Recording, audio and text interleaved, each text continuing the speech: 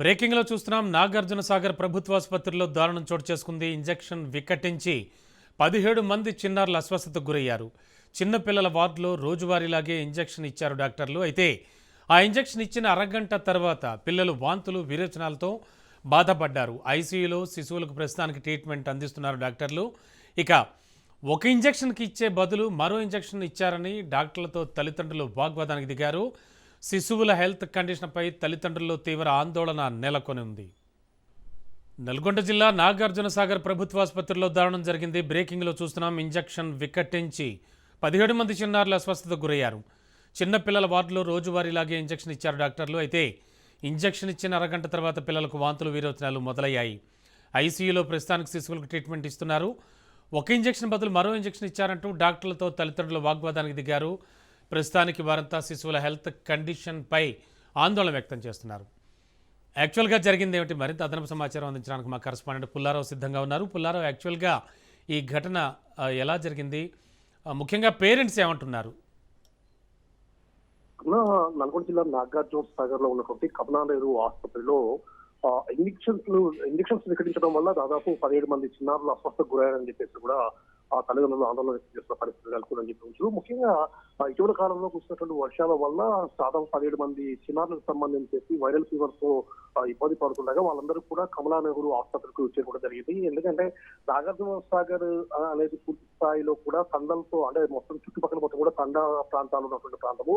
So వాళ్ళు అక్కడ నుండి వేరే ప్రాంతాలకి అదనపు హాస్పిటల్ అంటే మెరియన్ హాస్పిటల్కి వెళ్ళాలన్నా కూడా దాదాపు 50 నుండి 60 కిలోమీటర్ల వెళ్ళాల్సిన పరిస్థితి ఉంది. అయితే పిల్లలకు ఈ వైరల్ ఫీవర్ ఎంటర్ అయిందో వాళ్ళకి అందుబాటులో ఉన్నటువంటి కమలా నెహ్రూ ఆసుపత్రికి చేరుకున్నారు. 3 రోజుల క్రితం చేరుకున్న తర్వాత దానికి సంబంధించి డాక్టర్స్ అనే వాళ్ళు ట్రీట్మెంట్ అందిస్తున్నారు ఉన్న పరిస్థితి ఉంది.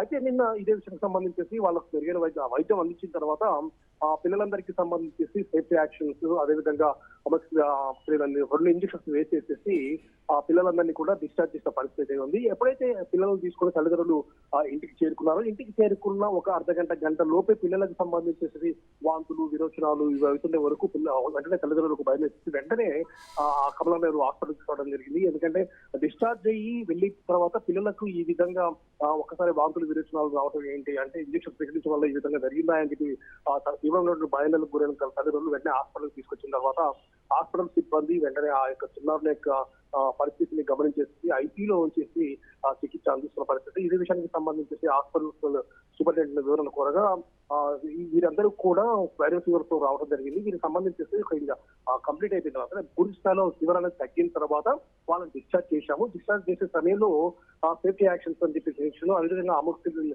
అనే ఒక ఇంజక్షన్స్ అంటే 2 ఇంజక్షన్స్ ఇచ్చాము. ఇవ్వడం వల్ల వాళ్ళకి ఏంటంటే తర్వాత ఎలాంటి అంటే ఈ వైరల్ ఫీవర్ అనేది మళ్ళీ అటాక్ కాకుండా ఉండాలనే ఉద్దేశంతో ఇవన్నీ పంపించాము. సో వాళ్ళకు వాంతులు విరేచనాలు అయిపోయి వెళ్ళి తీసుకొచ్చాము. అంటే ఆ యొక్క ఇంజక్షన్ సంబంధించేసి ఏమైనా ఇబ్బందులు ఉన్నాయనే విషయంపై కూడా మేము దృష్టి సాధించామని చెప్పేసి కూడా సూపరింటెండెంట్ చెప్తున్న పరిస్థితి ఉంది. కాకపోతే గవర్నమెంట్ హాస్పిటల్ తీసుకొచ్చిన తర్వాత తమ యొక్క విద్యార్థులు సంబంధించి తమ పిల్లలకు సంబంధించేసి జ్వరాలు వచ్చాయి, దాని ద్వారా తగ్గుతాయని చెప్పేసి మేము వచ్చాము. కానీ దీని వల్ల తమ పిల్లలకు సంబంధించి ఈ విధంగా సీరియస్ అవుతుందని చెప్పి మేము భావించలేని చెప్పేసి మాత్రం తల్లిదండ్రులు వాపుతున్న పరిస్థితి ఉంది. ఒకవేళ మేము బయటికి వెళ్ళి తీసుకెళ్లాలన్నా కూడా తీసుకెళ్లే పరిస్థితిలో ఉన్నాము. ఎందుకంటే మాకు సంబంధించి అందుబాటులో ఎక్కడ కూడా హాస్పిటల్ లేనటువంటి పరిస్థితి ఉంది. మేము ఎక్కడికి వెళ్ళాలన్నా కూడా దాదాపు 50-60 కిలోమీటర్లు వెళ్ళాలి. ఎందుకంటే మెరుగైన వైద్యం కోసం వెళ్ళాలంటే దేవరకొండ వెళ్ళాలి, లేదా నాగార్జున సాగర్ రావాలి, నల్గొండ రావాలి. ఇవన్నీ కూడా దాదాపు 60 కిలోమీటర్ల దూరంలో ఉన్నాయి. కాబట్టి మేము వెళ్ళని పరిస్థితిలో ప్రభుత్వం ఏర్పాటు చేసినటువంటి హాస్పిటల్ కాబట్టి ఇక్కడ తీసుకొచ్చాము. కాకపోతే ఇక్కడ సిబ్బంది నిర్లక్ష్యం వల్ల ఈ విధంగా జరిగింది. ఇవ్వాల్సిన ఇంజక్షన్స్ కాకుండా వేరే రకమైన ఇంజక్షన్స్ ఇవ్వడం వల్ల ఈ విధంగా జరిగిందని చెప్పి తల్లిదండ్రులు మాత్రం తీవ్రమైన ఆగ్రహం వ్యక్తం చేస్తారు. ఈ విషయానికి సంబంధించి మాత్రం హాస్పిటల్ మాత్రం పిల్లలకు సంబంధించిన ఐసీయూలో నుంచి మెరుగైన చికిత్స అందిస్తాము. పిల్లల ఆరోగ్య సంబంధించేసి ఎలాంటి ఇబ్బందులు లేవు. కొద్దిగా ఎందువల్ల ఇది జరిగిందనే విషయంపై మేము పూర్తి స్థాయిలో దృష్టి సాధించామని చెప్పేసి కూడా హాస్పిటల్ సూపరింటెండెంట్ పరిస్థితి ఉంది. Okay, thank you Bullarao. ఇక జమ్మూ కాశ్మీర్ నౌగాం పోలీస్ స్టేషన్లో భారీ పేలుడు జరిగింది. ఈ ఘటనలో 7 మృతి చెందారు, 30 మంది గాయపడ్డారు. మృతి చెందిన వారు పోలీసులు, ఫోరెన్సిక్ సిబ్బంది అని అధికారులు వెల్లడించారు. ఇటీవల ఫరీదాబాద్ ఉగ్ర కుట్రకు సంబంధించి స్వాధీనం చేసుకున్న పేలుడు పదార్థాల నుంచి శాంపిల్స్ తీస్తుండగా ఈ బ్లాస్ట్ జరిగింది. భారీ పేలుడుతో ఒక్కసారిగా భారీగా మంటలు చెలరేగాయి. దట్టమైన పొగ వ్యాపించింది. శిథిలాల కింద పలువురు చిక్కుకున్నారు. రెస్క్యూ సిబ్బంది సహాయక చర్యలు చేపట్టారు. పేలుడు ధాటికి దాదాపు 300 మీటర్ల దూరంలో శరీర భాగాలు ఛిద్రమై పడ్డట్టుగా స్థానికులు పేర్కొన్నారు. పోలీస్ స్టేషన్లో పార్కింగ్లో ఉన్న పలు వాహనాలకు మంటలు అంటుకున్నాయి. ఇటీవల హర్యానా జమ్మూ కాశ్మీర్ పోలీసులు జాయింట్ ఆపరేషన్లో భాగంగా ఫరీదాబాద్లోని ఓ ఇంట్లో సోదాలు నిర్వహించారు. అక్కడ 360 కిలోల పేలుడు పదార్థాలతో పాటు పలు ఆయుధాలను సైతం పోలీసులు స్వాధీనం చేసుకుని నౌగాం పోలీస్ స్టేషన్కు తరలించారు. ఆ పేలుడు పదార్థాల నుంచి శాంపిల్స్ సేకరిస్తుండగా ఈ బ్లాస్ట్ జరిగిందని అధికారులు పేర్కొన్నారు. పేలుడు జరిగిన ప్రాంతం నుంచి మృతదేహాలను స్వాధీనం చేసుకున్నట్లు తెలిపారు. చనిపోయిన వారిని ఇంకా గుర్తించలేదన్నారు. శ్రీనగర్లోని పోలీస్ కంట్రోల్ రూమ్కు మృతదేహాలు తరలించారు. 24 మంది పోలీసులు, 4 పౌరులు శ్రీనగర్లోని పలు ఆసుపత్రుల్లో చికిత్స పొందుతున్నట్లు అధికారులు చెప్పారు. భారీ పేలుడుతో పోలీస్ స్టేషన్ భవనం మొత్తం ధ్వంసమైంది. చిన్న చిన్న పేలుళ్లు వరుసగా చోటు చేసుకోవడంతో రెస్క్యూ ఆపరేషన్కు ఆటంకం కలిగినట్లు అధికారులు చెప్పారు. పేలుడుకు గల కారణాలపై అధికారులు దర్యాప్తు చేపట్టారు.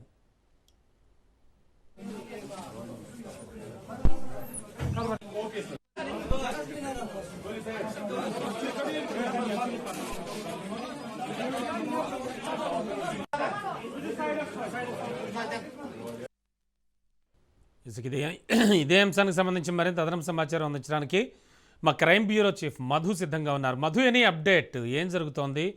ఏదైనా ఒక కంక్లూజన్కి వచ్చారా, లేకపోతే రియల్గా జరిగిన పేలుడైనా, లేకపోతే ఎవరైనా ఉద్దేశపూర్వకంగా చేశారా? ఏ సంస్థ అయినా ప్రకటించుకుందా? రమణ, మొత్తానికి జరిగినటువంటి బ్లాస్ట్ ఏదైతే ఉందో అది పూర్తిగా కూడా అమ్మోనియం నైట్రేట్ తనిఖీ చేస్తున్నటువంటి క్రమంలోనే ఈ దాడి జరిగినట్టుగా అయితే ప్రస్తుతం ఈ పేలుడు సంభవించినట్టుగా అయితే పోలీసులు ప్రాథమిక నిర్ధారణకు వచ్చారు.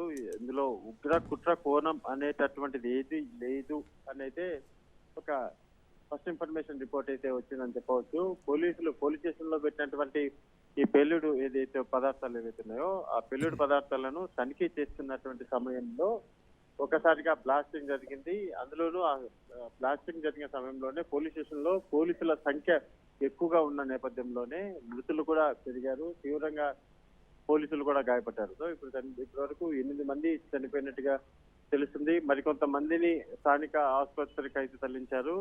పూర్తిగా కూడా ఇన్వెస్టిగేషన్ గోయింగ్ ఆన్. ఏం జరిగింది, ప్రమాదానికి గల కారణాలు ఏంటి అనేది ఇప్పుడు బయటికి రావాల్సి ఉంది. కానీ ప్రమాదానికి కుట్ర కోణం అనేటటువంటి యాంగిల్ ఏదైతే ఉందో యాంగిల్ అయితే ఎక్కడా కూడా కనిపించట్లేదు. కుట్ర చేసి అంటే బాంబ్ బ్లాస్ట్ జరపడానికి దాచిపెట్టినటువంటి ఫరీదాబాద్ లో ఏదైతే దాచిపెట్టినటువంటి అమ్మోనియం నైట్రేట్ ఉందో దాన్ని పట్టుకొని ఆ మొత్తం నైట్రేట్ ని అమ్మోనియం నైట్రేట్ ని పోలీస్ స్టేషన్ తీసుకొని వచ్చి పెట్టిన క్రమంలోనే ఇది పేలింది అనేది అర్థమైపోతుంది. కాబట్టి ఖచ్చితంగా దీంట్లో బిహైండ్ ఎటువంటి అనుమానాలు కానీ కుట్ర కోణం ఉంది కానీ రిమోట్ కంట్రోల్ ద్వారా పేర్చారా, ఈ అన్ని కోణాలలో ఫైనల్ గా తేలింది ఏంటంటే ఇది కేవలం అక్కడ ఉన్నటువంటి పోలీసులు తనిఖీ చేస్తున్నటువంటి క్రమంలోనే ఈ బ్లాస్ట్ సంభవించినట్టుగా అయితే అంచనాకైతే వస్తున్నారు పోలీసులు. Okay, thank you Madhu.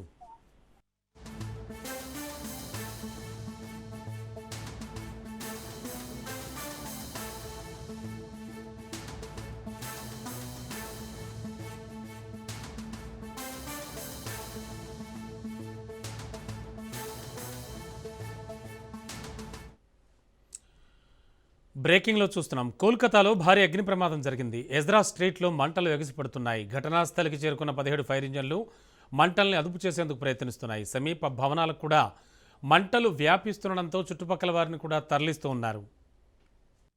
బ్రేకింగ్లో Rajiv సాన్ స్క్రీన్ ఎక్స్క్లూజివ్ లైవ్ విజువల్స్ చూస్తున్నాం.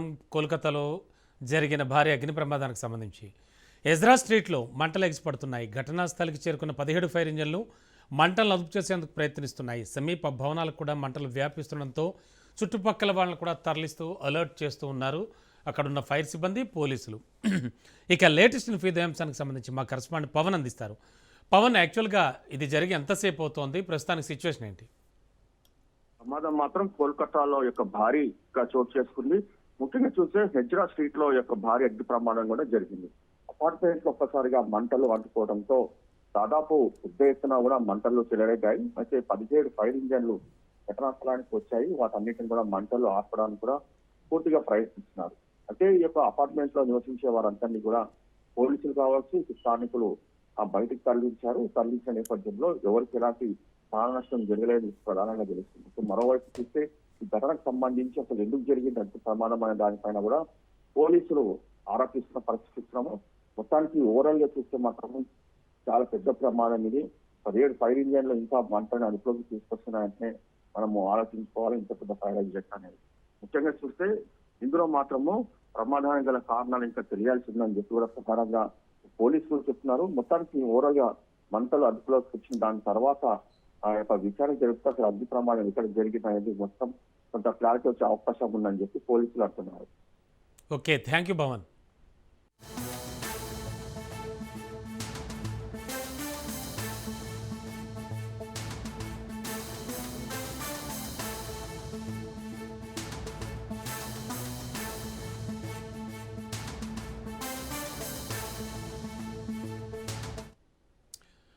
బ్రేకింగ్లో చూస్తున్నాం. తెలంగాణ వ్యాప్తంగా సబ్ రిజిస్టర్ కార్యాలయాలపై ఏసీబీ రైడ్స్ జరిగాయి.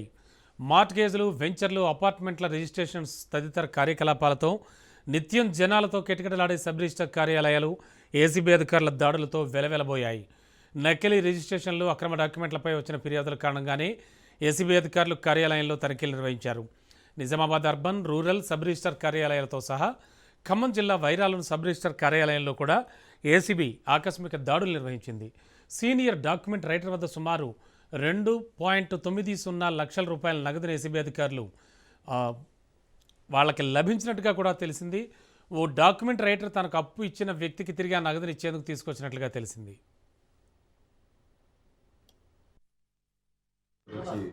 సర్ప్రైజ్ చెక్ చేయడం జరిగింది. డాక్యుమెంట్ రైటర్స్ని వెరిఫై చేస్తున్నాం. డాక్యుమెంట్ రైటర్స్ దగ్గర ఉన్న డాక్యుమెంట్స్ ఏంటి, వాళ్ళ దగ్గర ఉన్న క్యాష్ ఎందుకు ఉంది, అంత క్యాష్ ఎందుకు ఉంది, వాళ్ళ ట్రాన్సాక్షన్స్ ఏమున్నాయి, వాళ్ళ ఫోన్ ద్వారా వాళ్ళు ఏమేమి ట్రాన్సాక్షన్ చేస్తున్నారని వెరిఫై చేస్తున్నాం. సబ్ రిజిస్టర్ ఆఫీస్ సిబ్బందిని కూడా లోపలే ఉన్నారు, వాళ్ళు కూడా వాళ్ళ ట్రాన్సాక్షన్స్ కూడా వెరిఫై చేస్తున్నాం. లోపల కార్యాలయంలో ఉన్న రికార్డ్స్ కూడా వెరిఫై చేస్తాను. ఏమైనా ఇర్రెగ్యులారిటీస్ ఉంటే మళ్ళీ మీకు తెలియజేస్తాం. మీ అందరికీ మరొకసారి ఈ ఖమ్మం భద్రాద్రి ఈ మీడియా మిత్రుల ద్వారా ఏ ప్రభుత్వ అధికారి అయినా మిమ్మల్ని వాళ్ళు చేయాల్సిన పని గురించి మిమ్మల్ని ఎవరైనా లంచం అడిగితే అది ఏ రూపంలో కావచ్చు, డబ్బు రూపంలో కానీ ఒక సేవ రూపంలో ఏదైనా మిమ్మల్ని అడగగా అడిగితే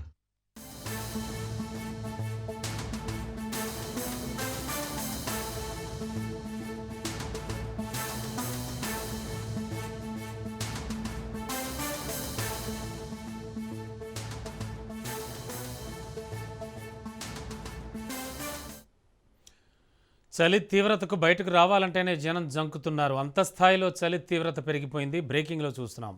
హైదరాబాద్లోనే కాకుండా యావత్ తెలంగాణ వ్యాప్తంగా ఎముకలు కురికే చలి తీవ్రత పెరిగిపోవడంతో ప్రజలు గజగజలాడిపోతున్నారు. సాధారణ ఉష్ణోగ్రతలు రోజురోజుకి గణనీయంగా పడిపోతుండడంతో 10 జిల్లాల్లో సింగిల్ డిజిట్ ఉష్ణోగ్రతలు నమోదయ్యాయి. ఈ మేరకు ఆయా జిల్లాలకు ఆరెంజ్ అలర్ట్ జారీ చేశారు.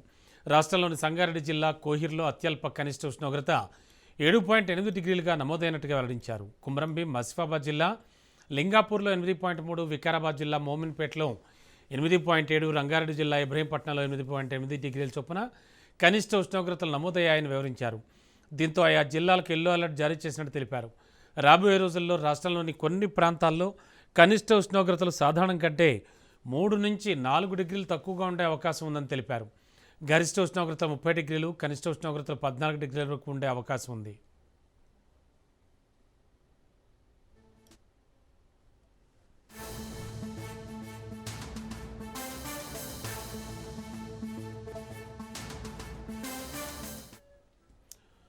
మరోవైపు మొంతా తుఫాన్ బీభత్సాన్ని మర్చిపోకముందే వాతావరణ కేంద్రం మరో హెచ్చరిక జారీ చేసింది. ఆగ్నేయ బంగాళాఖాతం, అండమాన్ సముద్ర తీర ప్రాంతాల్లో ఈ నెల 19 లేదా 20న మరో అల్పపీడనం ఏర్పడే అవకాశాలు ఉన్నాయని తెలిపింది. పశ్చిమ వాయువ్య దిశగా కదులుతూ ఇది మరింత బలపడే అవకాశం ఉందని కూడా అంచనా వేసింది. అల్పపీడనం వాయుగుండం ప్రభావంతో వచ్చే 3 రోజుల్లో తెలంగాణ, ఏపీతో పాటు తమిళనాడు, ఒడిశాలో భారీ వర్షాలు పడతాయని వెల్లడించింది.